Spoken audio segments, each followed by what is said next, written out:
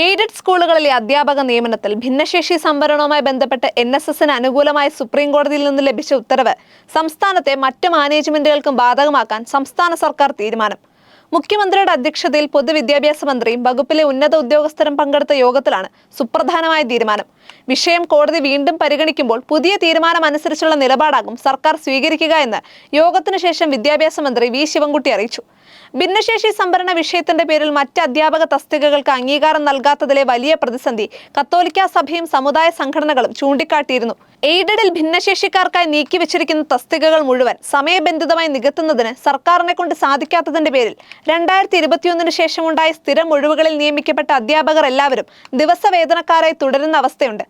NSSനെ പോലെ മറ്റു മാനേജ്മെന്റുകളും ഭിന്നശേഷി സംവരണത്തിനായി തസ്തികകൾ സർക്കാരിലേക്ക് വിട്ടുകൊടുത്ത് കാത്തിരിക്കുന്നവരാണ്.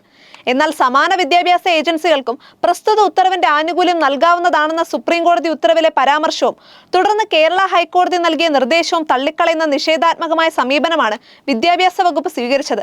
ഭിന്നശേഷി നിയമനങ്ങൾ എത്രയും വേഗം പൂർത്തിയാക്കണം എന്നത് തന്നെയാണ് ക്രിസ്ത്യൻ മാനേജ്മെന്റുകൾ സർക്കാരിനോട് നിരന്തരം ആവശ്യപ്പെട്ടത്.